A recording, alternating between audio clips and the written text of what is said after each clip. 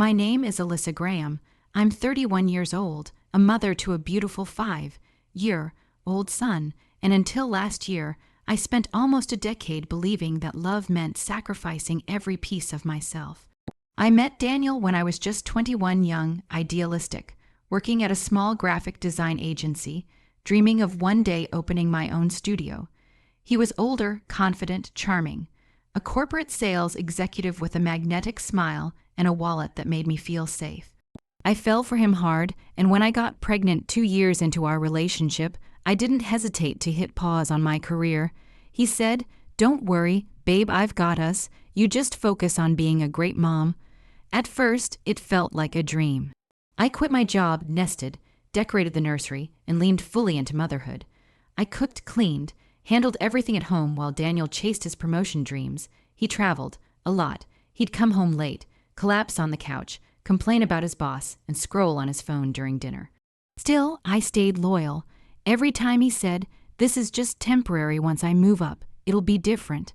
I believed him. I held my breath for almost 5 years waiting for different. But the shift wasn't just delayed, it was in the wrong direction entirely. It started subtly. Sarcasm in his voice when I shared my ideas. A smirk when I mentioned possibly freelancing again. Then came the real cracks, the missed anniversaries, the cold responses, the way he stopped kissing me goodbye in the morning. "You've changed," he said once while I was folding laundry. "You used to be fun, now you're just tired." I didn't know how to explain that being a full-time mom without help was a full-time job and then some. I didn't have energy to put on lipstick and heels every night when I barely had time to shower. Still, I tried. I planned surprise dates, bought new clothes with birthday money, even signed up for a design webinar. But Daniel had already checked out, emotionally, mentally, maybe even physically. And the day he came home with a new Rolex and said, "I deserve this for everything I carry," I realized he didn't see me as an equal anymore. If he ever had, the final blow came one night over wine. I had finally worked up the courage to say I wanted to start my own business. I told him about a small print, on-demand store I had been researching, something I could do from home greeting cards, digital prints, mugs, you name it. I was glowing with excitement. I'd even made a few mock-ups to show him. He didn't even look up from his phone. "You really think anyone's gonna buy that crap?" He scoffed. I froze. Then he leaned back in his chair, gave me that same smirk I used to find charming, and said, "Let's be honest. No one wants a single mom, Alyssa. You'd better pray I stick around." That sentence broke something in me. Not just because of the words, but because he meant them. He wasn't just warning me. He was daring me to leave, daring me to try and survive without him, daring me to prove I could still have a voice outside of laundry and leftovers. I went to bed that night numb. I laid next to him in the dark, staring at the ceiling while he snored beside me, my body aching with grief and rage. He had just told me to my face that I was disposable, that I was trapped, that I was unwanted. And for the first time since I met him, I didn't cry. I didn't beg. I didn't explain. I just decided. I decided I would show him exactly who he underestimated. Because I wasn't just a mom. I was a designer, a thinker, a problem solver, a survivor. He thought I was too tired, too small, too dependent to build anything without him. Good. Let him think that. Let him underestimate me. Because while he walked around with his Rolex and his condescending smile, I was about to do something far more powerful than scream or fight. I was going to build, not for revenge, not for attention, but because I finally remembered who the hell I was before I dimmed my light for him. That night, after he fell asleep, I got up, opened my laptop, and created a folder called Alyssa 2.0. It had no plan, no investors, no guarantees, but it had me, and that was a start. The morning after Daniel told me no one would want a single mom, I stared at my reflection for a long time. I looked hollow asleep, deprived, emotionally bruised, and barely recognizable. But beneath that tired face was something else growing, fire. I thought about my 5-year-old son, Mason, still asleep in the next room, blissfully unaware that the world he was born into was built on control, not love. And I made a quiet promise to both of us, we are leaving. It wasn't dramatic, no shouting, no smashed plates, that wasn't me. I didn't need an explosion, I needed an exit. For the next 3 weeks, I moved like a shadow. While Daniel came and went with the arrogance of a man who thought I had nowhere else to go, I started building my lifeboat in silence. I opened a new checking account in my name. I reached out to a former design mentor, asked about freelance gigs, anything small to get me back in the game. I even started using Canva to mock up product templates late at night, mugs, planners, printable affirmations for moms who felt like I did, exhausted, trapped, forgotten. Every design I created wasn't just a product. It was a piece of me clawing her way back to life. Daniel didn't notice, or maybe he just didn't care. He was busy networking, which meant long weekends away, mysterious texts, and private phone calls that stopped the second I walked into a room. Once I heard him laughing on the phone with someone, saying, "She still thinks this is a real marriage." My hand went cold around the doorknob. I backed away without a word. That night, I wrote the words, "You're not broken, you're rebuilding," in cursive across a mock-up for a coffee mug. It became my best-selling product 6 months later, but first I had to get out. I contacted a friend from college, Naomi, who lived 2 hours away. She ran a yoga studio and lived in a small townhouse with a spare room. I hadn't spoken to her in over a year, but when I explained everything, she didn't hesitate. "Pack what you need. You've got a bed here whenever you're ready." That was all I needed. The next Sunday, while Daniel was at a football game with his bud, is the same ones who called me wifey. Like it was a joke, I packed 3 bags, Mason's clothes, my laptop, my hard drive, a stack of sketches, and the folder labeled Elisa 2. 0. I left the wedding album. I left the framed photo of us at Niagara Falls. I left the diamond earrings he gave me after cheating the first time. Before I left, I wrote a single note on a yellow Post-it and stuck it to the bathroom mirror. "You were right, I don't need you. Alyssa." I buckled Mason into his booster seat, turned the ignition, and didn't look back. Not once the drive to Naomi's was quiet. I didn't cry. I didn't even feel scared. I felt alive. My hands were shaking from adrenaline, not fear. For the first time in years, I wasn't waiting for permission to breathe. I was inhaling on my own. Naomi welcomed me with open arms. Her spare room was small, but warm. Mason curled up on the mattress with his stuffed dinosaur and whispered, "Is this our new house?" I smiled and said, "Just for a little while, baby." But inside, I knew this is the beginning of our real life. Over the next few weeks, I worked like a woman possessed. I turned Naomi's dining table into a makeshift design studio. Mason went to preschool during the day while I uploaded designs to my Etsy shop, built email lists, scheduled Pinterest posts, and watched YouTube tutorials on SEO and passive income.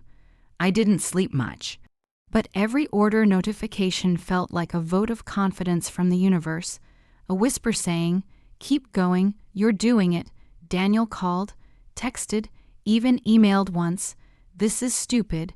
You'll regret this. You're being emotional. You think you can raise a kid on coffee mugs and coloring books." I didn't reply, not once. He didn't know that I had already made $2,300 by the end of that second month. He didn't know that I'd built a mailing list of 50,000 subscribers in 6 weeks. He didn't know that moms from all over the country were emailing me things like, "Your planner saved my sanity." And this mug made me cry at my desk, "Thank you." He didn't know because I didn't need him to. All he needed to know was what he told me. No one wants a single mom. And he was right. I didn't need to be wanted. I needed to be free. I didn't have much when I left, just my son, my laptop, and the kind of pain that turns soft things sharp. We were sleeping in my cousin Brianna's guest room, a cluttered little space with creaky floors and no door lock, but it was safe. It was warm, and most importantly, it was mine. There were no insults thrown across dinner tables, no condescending smirks, no one telling me what I couldn't do.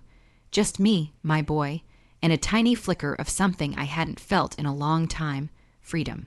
Every night after I put Noah to sleep, I opened my laptop and stared at the unfinished Etsy store I had built in secret months earlier. It was nothing big, just handmade planners and productivity printables I had designed during nap times back when I still believed Jared might one day ask about my dreams. He never did.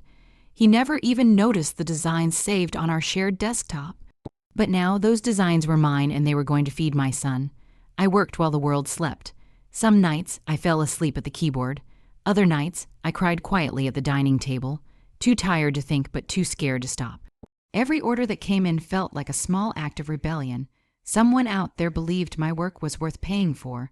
Someone out there valued me, even if it was just $3.99 for a digital download. The first week, I made $26. The next $103.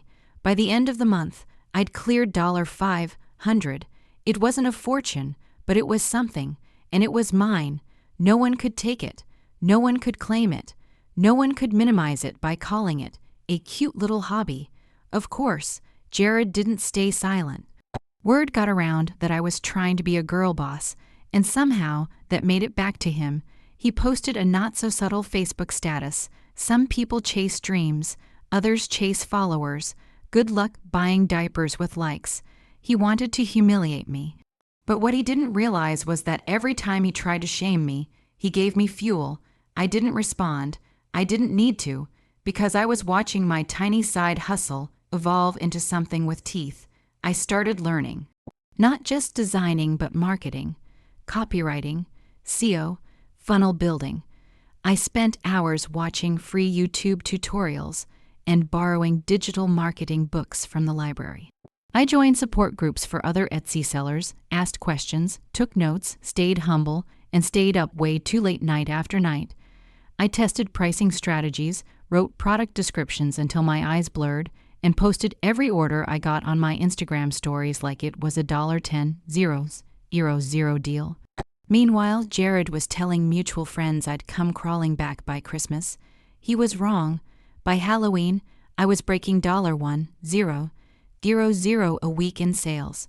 I reinvested everything, bought mock-up tools, upgraded my branding, and paid a college student on Fiverr $20 to make me a logo that didn't look like it was made in Microsoft Paint.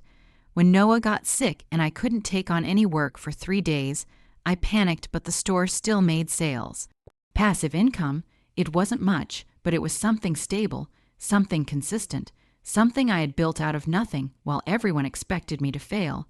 The thing about pain is, it either paralyzes you or it pushes you. And I was done being paralyzed. I stopped checking Jared's social media, stopped asking mutuals how he was. I didn't care anymore. Because I had my own life now built from scratch with no cheerleaders, no handouts, and no one believing in me, except for the little boy sleeping next to me and the woman staring back in the mirror. I remember one night, it must have been around mid-November, I got my biggest order yet. Someone bought 5 full business planner bundles for a small team retreat. That one order was $147. I stared at the screen for so long, I didn't realize I was crying. Not because of the money, but because for the first time in a long time I felt capable, like maybe, just maybe, I wasn't doomed to scrape by in someone else's shadow. My cousin Brianna hugged me that night, said she was proud of me, said I was doing something incredible. You're building something out of the ashes. She said, that's rare. Most people just stay burned. I didn't say anything. I just looked at my son sleeping on the futon and whispered, we're going to be okay. I didn't know then what this business would become. I didn't know it would blow up. I didn't know it would make my name go viral. I didn't know I'd be interviewed one day on a podcast about self-made success. All I knew in that moment was I wasn't going to stop, not now, not ever, because Jared was wrong. I didn't need him to survive, and I didn't need his permission to rise. There's a moment in every survivor's story when surviving isn't enough anymore, when getting by turns into building something bigger. For me, that moment came one night when I looked at my PayPal account and realized I'd made more in 2 weeks than I used to make in a whole month working part. Time for Jared's family friend. I didn't cry. I didn't scream with joy.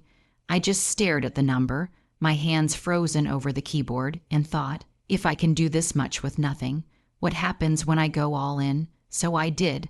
I reinvested everything.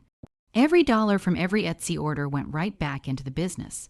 No splurges, no new clothes, just tools, resources, strategy. I bought branding courses, hired a freelancer to clean up my packaging, and paid a social media consultant just 1 hour of her time to help me figure out how to make my posts convert into sales. While other people were Netflix binging or scrolling Instagram, I was building landing pages. I was filming time, lapses of my design process to post online. I was studying e-commerce, marketing, and watching free webinars at 1 a.m. while Noah slept soundly beside me, one chubby hand wrapped around his dinosaur plushie. Every day, I showed up, not just for customers. For myself, orders went from occasional to steady, then steady to daily. I started using my story carefully, without bitterness in product captions. I posted about motherhood, about resilience, about reclaiming your worth after someone tells you you're worthless. Women started messaging me, saying they saw themselves in my posts, that they bought from me not just because the products were beautiful, but because they wanted to support someone who had been there. My best sellers weren't even my most complex designs, they were the ones with quotes like, "Build the life they said you couldn't. Single, strong, and unstoppable. She wasn't ruined, she was remade. Women didn't just want to organize their schedules, they wanted to feel seen." And my brand gave them that. One night, I'll never forget this, I was feeding Noah Cheerios at midnight, the only thing he'd eat during his picky toddler phase. And I got an email from a boutique in Austin. They wanted to stock my planners, a wholesale deal, 30 units to start, with more depending on demand. I nearly dropped the spoon. I was still working from Brianna's dining room table, still packing orders by hand with stickers I printed on a second-hand printer. Still checking shipping labels because I couldn't afford returns. But suddenly, someone saw me as legit. I signed the deal the next morning, sent the invoice, cried in the shower. That same week, I took the leap and filed the paperwork to form my LLC. I named it Pierce & Co., a nod to my maiden name and a reminder that I built this on my own name, not the one that tried to erase me. By the time Noah turned 3, my business was clearing 5 figures a month. I moved us out of Brianna's place into a modest but beautiful 2-bedroom apartment with sunlight in every room and hardwood floors that didn't creak. I bought a real desk, hired my first part-time assistant, a single mom from my building who needed extra work during school hours. And I told her the same thing I told myself every morning: you're allowed to grow past what broke you. My ex still didn't know. He was still posting smug photos of his business dinners and filtered vacation selfies with women. He probably told the same lies he once told me. Mutual friends stopped mentioning him, and I didn't ask, but I knew he'd see it eventually, because one day, one of my reels went viral. It was a simple video. Just me holding Noah on my hip packing orders, overlaying a voiceover that said, "My ex told me no one would want a single mom, so I became someone I wanted to be." It hit 1 million views in 3 days. After that, everything changed. My inbox exploded. My follower count tripled. Big brands started liking my posts. Moms from all over the country messaged me about how they felt seen, inspired, and ready to take back their own stories. I wasn't just a shop anymore. I was a movement. That was when I understood something deeper than business, deeper than revenge. This wasn't about proving Jared wrong anymore. This was about proving me right. That I could be something, that I could be more than just someone's wife or someone's mistake, that I didn't have to wait to be chosen because I had already chosen myself. And when the brand hit its first 6-figure quarter, I didn't go out and celebrate with champagne. I bought Noah a bike, and I bought myself something even more important, a whiteboard, because I was just getting started. It started with a message, just a few words on a gray Tuesday morning. "Hey, saw your video. Congrats, I guess, Jared." I stared at my phone for a long moment, not out of emotion, but out of something colder.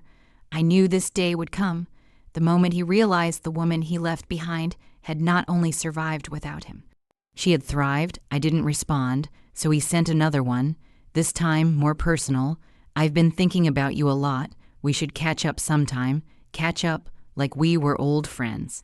Like he hadn't sneered in my face and told me I was nothing but a single mom with too much pride and too little worth. No, no, sir, but I wasn't angry, not anymore. What I felt was something sharper clarity. I was no longer in his orbit. I had built a galaxy of my own, and now he wanted to orbit me. Days passed. He sent a third message. I regret how things ended. You look good, happy. Then a fourth. Maybe I didn't realize what I had. Oh, he realized it now. Of course he did. It wasn't just me he noticed. It was the polished branding, the viral momentum, the articles, the growing fan base of women who commented daily things like "You saved me," or "Your story gave me courage." Jared didn't miss the dollar signs either. He could smell success the way snakes smell prey warming up in the sun. He called next, left a voicemail, said he was in the neighborhood, asked if I wanted to grab coffee and catch up. I almost deleted the message, but then I paused. Something in me shifted. No rage, no thirst for revenge, just curiosity, not about what he'd say. I didn't care. I was curious to see what a man looked like when he realized the woman he called disposable had become indispensable. So I said yes. We met at a sleek little cafe downtown, the kind of place he used to mock for being too artsy back when we were together. I showed up in a tailored navy suit, my hair pulled back, makeup subtle but sharp. I looked like someone who owned her life, and I did. He stood when I arrived, and for a second I saw it, the hesitation in his smile, the quick scan of my clothes, the widening of his eyes as he took me in. He tried to act casual, like this was just old times. "Natalie," he said, "wow, you look." "Thank you," I replied, sitting down. I didn't return the compliment. The conversation started slow, surface level. He asked about Noah, about my little business. I smiled and corrected him. My company. We just hired our third employee. He chuckled, probably expecting me to downplay it. "That's great. I mean, wow, when did all this happen?" I looked him dead in the eye. "While you were gone." He flinched just a little. Then came the fumbling, the backtracking, the self-pity, you know. He said, "I was in a bad place back then. I didn't mean half the things I said. I was just stressed, and I thought, maybe we weren't meant to work, but seeing you now, I don't know. Maybe I was wrong." I sipped my latte. Silent, he leaned in. "Do you ever think about trying again, for Noah's sake even?" That's when I smiled, not a cruel smile, a clean one, a smile filled with peace. "Jared," I said softly, "I'm grateful for what happened, not because it was good, but because it freed me. You told me no one would want a single mom, but you know what I learned." He blinked. "I didn't need to be wanted. I needed to want myself, and I do now, fully, fiercely, and there's no room in that for a man who couldn't even stand beside me when things were hard." He looked like he wanted to argue. But I wasn't done. "I appreciate the coffee," I said, rising to my feet. This was closure, not a beginning. And then the final nail. I reached for the bill before he could. He started to protest. "No, let me." I handed the waitress my card. "I'll take care of it." Paid, tipped, walked away. I didn't look back. Outside, the sun was setting, casting gold over the city skyline. I took a deep breath, exhaled slow, and smiled up at the sky like it was mine, because in that moment it was. There was no vengeance in me, no need to rub it in. He had watched me rise, and now he had to live with the fact that I had soared without him farther, higher, brighter than he ever imagined, and that the only seat he'd ever have in my story was in the audience. As I walked out of that cafe, I didn't feel triumphant. I felt free. I had no interest in revenge anymore. I didn't need him to suffer or beg or even understand. Because the truth was, I had already outgrown the version of myself who once needed his approval or anyone else's. The woman he abandoned, she no longer existed, and the space he left behind, that became the ground I built my empire on. Back in that tiny spare bedroom I had once cried myself to sleep in, I hung a new vision board, not just with dreams but deadlines. I mapped out a 6-month plan to triple my revenue, build out my production team, and launch a mentorship group for women like me, single mothers, survivors, builders, women who were tired of being underestimated. I called the group Second Wind Society, And on the first night it launched, 27 women signed up. By the end of the month, over 400. Some were working retail, some were full-time moms. Some had never had a job before, but they all had something to prove, and together we were going to make sure they did. My product line expanded. What started as handmade jewelry and digital art grew into full seasonal collections, planners, affirmation decks, apparel, home decor. And everything we sold came with a personal note. You are not broken, you are becoming. Orders doubled, then tripled. I hired 2 assistants, then a full-time production lead. I turned my cousin's basement into a small fulfillment studio. By year 2, I signed a retail deal with a boutique chain that placed our products in 72 stores nationwide.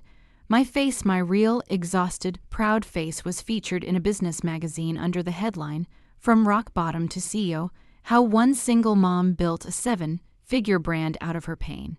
Jared saw it. I know he did. He followed silently on social media, occasionally liked a post, sent a heart emoji once to a story of Noah and me at the beach, but he never reached out again, and I never responded. Because I wasn't that woman anymore.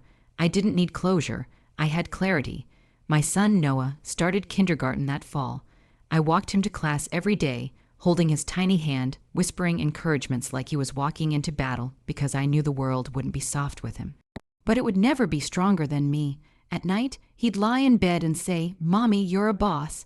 And I'd smile and whisper back, "And so are you."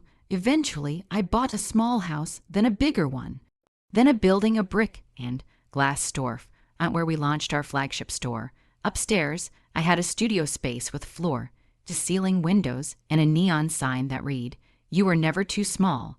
They were just too blind." Women came from other cities to visit, to take photos, to hear the story, my story. I gave interviews. I got invited to panels. I mentored high school girls and spoke at women's shelters and hosted live Zoom calls with moms who said, "Your story got me through my divorce." I didn't always know what to say. I wasn't polished, I wasn't perfect, but I was real, and that mattered more than I ever imagined. Once during an interview, a podcast host asked me, "What drove you, Natalie? What lit the fire?" I smiled, took a breath, and said, "He told me no one would want a single mom, so I became the woman I wanted to be." That sentence went viral. It ended up on T-shirts, mugs, notepads. It ended up in divorce groups, on college bulletin boards, in TikTok captions. I didn't plan it. I just spoke from truth. And that truth, the raw, burning truth of being abandoned, underestimated, and then rising anyway, became the foundation of something much bigger than me. I was never just building a business. I was building a legacy, not to prove him wrong, but to prove every single mother right, who ever thought she had to choose between surviving and dreaming. I'm not perfect. There are days I still cry in the car, days I forget appointments, days I wonder if I'm doing enough for Noah. But when I look at the life I've built, the peace, the power, the purpose, I know I've created something sacred. Not just for me, but for every woman walking the path behind me. Because that's the secret. You don't rebuild after a man walks away. You expand. You become. You light a fire so bright that even the darkest lies can't touch you. And you don't just survive the space he left behind. You make it your throne.